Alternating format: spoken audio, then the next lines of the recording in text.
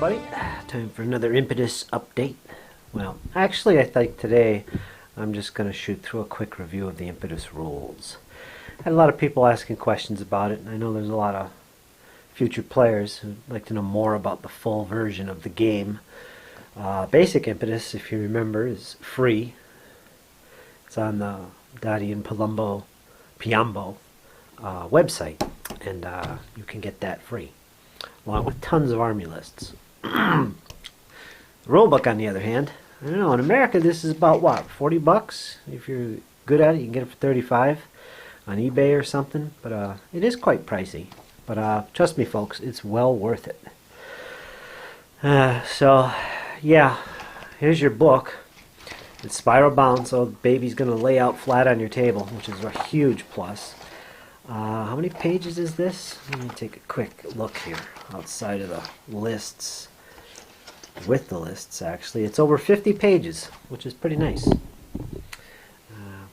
Let's take a look. It's full color, glossy pages, kind of heavy. It's nice, durable, heavy pages. It's written by Lorenzo Sartori. Make sure I get that right.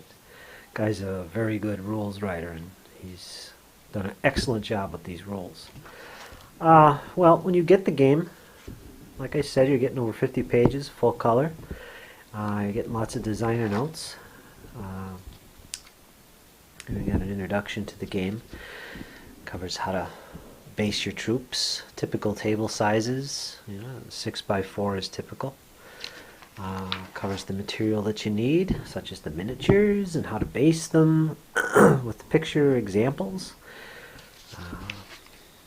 Units are based on one single base, one single tray, and a lot of players like that. It's different than the typical Wargame Research Group style of basing, where your 15mm scale figures are mounted on 40mm wide bases. In this game, it's twice as big, so you're getting bases that are actually 80mm wide. And depth isn't critical, but it does give depth for various troop types. Let's see, it goes into the scale of the game, like what a battle represents, how many men are in a unit, and things like that. Markers you'll need. It goes into defining the troops. You got your mounted troops. Well, it talks about how you build your armies, which is typically done in 300, 400, and 500 point lots. 300 point would be the smallest. You could play more than that if you want, like a 600 or 700 point game. That's pretty big though. And it defines all the troop types, like your medium cavalry, your elephants, light cavalry, the chariots, heavy infantry, light infantry. It defines them, gives a few explanations in the rules and how they work. It's a good section. You got about 4 or 5 pages of that. It talks about how you group units together, so they can move together on the tabletop as opposed to just individually. Various statuses of the units, like if they are routed, fresh, worn, things like that. Disordered, which happens a lot in this game. It's hard to keep your troops in order once they get involved in the battle, which is realistic. Talks about commanders, various command structures that existed for armies. There's 3 different types of command structure. There's good, average, and poor. Like for my favorite period, the feudal era, command structures were poor. So it sucks. You're not very good at it, Later with the Romans, it could be average or good, for example, Roman armies. Different levels of commanders. It's got genius or charismatics, experts, fair, poor, incompetent, cowardly, and their point values and leadership bonuses that apply in the game. Command radiuses are based on your command structure, not the actual commander, by the way. So a poor command structure, like in my feudal English army, it's poor. It's 10 units, and a unit in this game is typically, I believe, it's measured in centimeters. So I think 1 unit is 1 centimeter, if I remember correctly. Correct me if I'm wrong, folks. your baggage trains, how to represent them, how to mount your generals, of course. And it goes into the next terrain you find in ancient battles, medieval battles. All kinds of things. Like, for example, when you come to rivers, you don't really know what they are until your troops get to them, and they can be dry, normal, or deep, and they have different effects in the game. Different types of woods, and so on. It goes into how to deploy your armies, ambushes, permanent fortifications, and protections such as stakes and things like that. Then we get to section 4, which is all about initiative and activation, how to activate your units and get them to do things. And one of the great things about this game is when you get initiative for your side, I think you start off, you pick a command. Both sides pick a command, and they roll initiatives, or initiative dice. And the side that wins the initiative must act with that command that he chose to take actions with. Then he begins to activate each unit individually, and if he activates a unit and that unit wants to move, it could move a few times before it fails a discipline test. A discipline test is something you take when you want to try a complex maneuver or move more than once in a turn. And if you fail the roll, say you move twice and you fail the discipline test, you end up disordered. But you could end up actually moving several times, stopping, and not being disordered. But if you keep pushing yourself and you fail the test, you're going to be disordered. So that's pretty fun, pretty interesting. Anyway, there's the movement section. Oh, we jumped right into that. So the activation section is only like 4 pages. Initiative. Then it goes right into movement. Section 5 talks about wheeling, moving impetuous troops, such as knights and stuff that just want to get at the enemy quickly as possible. Excuse me. Mobile defenses, such as pavises, how they move, how artillery moves. What else we got here? Charging, counter-charging, interpenetration of units moving through each other. And let's see, some special rules there for off-table movement, things like that. And it goes into the shooting, section 6, and there's all kinds of missile weapons this game caters to. There's 2 different factors. One is against foot troops, and the other one is against mounted troops. And also factored into that are range. And you have a bunch of modifiers on top of that. And one thing to keep in mind with these rules is in combat, what you need to hit when your die rolls is always double 5s and 6s. I mean, that's, whether it's shooting or whether it's close combat, that's what you need to cause damage. That's what you need on your die rolls. No matter how many dice you roll, that's what you need. So you're looking for double 5s and 6s, which is kind of unique. That's different than most other games.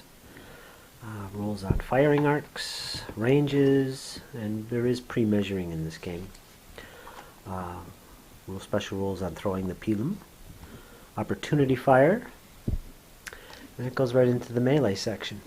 As you'd expect, everything about melees, flank attacks, charging, counter-charging, the impetus bonus, which is what these set of rules are all about. Every unit has an impetus bonus, which it gets when it charges. Sometimes that impetus bonus is nullified by certain weapon types or unit types in the game. And it goes into detail about how to fight melees with multiple units involved. Artillery, it's got plenty of examples in it. And that's about it. And it goes into victory conditions, how to win the game. You could lose your commander, you could be captured, you could be killed. There's die rolls for that to see what happens to them. And here's something fun, the Roll of Destiny. It's an optional roll, and I don't see why you wouldn't use it. It allows you to re-roll failed cohesion tests, basically. And cohesion is basically how well the unit stays together as a fighting force. As it takes casualties and such, it begins to lose cohesion. And as you can imagine, it's less effective in combat. Now here's something exciting, the army lists. When you buy the basic game, you get a bunch of army lists, and this is nice. So, and it caters to a little bit of a spackling of everything, starting with Philip of Macedon and Alexander, the later Achaemenid Persians as their enemies, the Second Punic War Romans and the Hannibal's Carthaginians, the Gauls, Caesar's Romans, the Parthians, the Crusaders, and that is the Second and Third Crusades, Saladin's troops, the Teutonic troops, the Mongols, and it goes into 100 Years' War, English and French, and we got some later era, British and French as well. And there's a good section on quick reference sheets, which you can photocopy. You don't tear them out of your book. I'd never do that. There's 1, 2, 3 pages of that. That gives you an idea of some of the modifiers and things you could expect in the game. So there you go. That's it. That's what you're getting when you buy this set of rules. It's pretty nice. Pretty much it. Nothing in depth. Just a quick look at the Impetus rules and see what you get when you buy the damn thing. But after playing for years, everything from Field of Glory to DBM, DBA, DBMM, Armadi, Might of Arms, and the list goes on. I've tried just about everything, but Impetus really brings back the feel of Ancients gaming that I think was lost with the DBX style of play, including Fog. This is well worth the money. If you want to get an Ancients, grab this book, grab this set of rules. It's worth the price you pay. This is a type of game that as soon as you crack the book to rolling the dice on the table, it fully immerses you in the battle as it unfolds. And not only that, but it's got plenty of potential. I mean, as I've always said, that rules are like a coat hanger for our house rules and the specific ways we play our games. And this is no exception. It's very expandable, and you can do all kinds of things with this set of rules, including campaigns and all kinds of things. In fact, I know some fellows that are doing some siege variations of these rules before the official rules come out. And I know there's a naval version of this, which is pretty good. So yeah, it's pretty good. It's an intense game if you play it. I'm not trying to review the rules as much as the book itself, so I won't go into that. But yeah, it's a very good book, high quality, fully illustrated. It's not hard to learn, and I strongly recommend, if you want to get into this or considering Ancients gaming in general, go on the Dadi and Piambo website, which I think is down here somewhere. Well, there's glare there. Right there. I don't know if you can see that. DadiandPiambo.com. And grab their free basic Impetus rules, or at least have a look at them. The webpage also covers how figures are mounted, how many figures you'll need, the basing system, and all kinds of things you'll need before you actually purchase the book. Yeah, and that's my recommendation and my short, quick review of these rules. I do put up battle reports for these, and I do my updates on Impetus, which you could follow along and see how I come along with my various projects for Impetus and Ancients Gaming. The next one coming up is Dark Ages. And if you're interested in that, follow my videos, subscribe, see what happens. There you go. Any questions? Feel free to message me. I'm glad and happy to answer any questions you have in Ancients Gaming or Impetus in particular. And I hope you enjoyed this little quick review.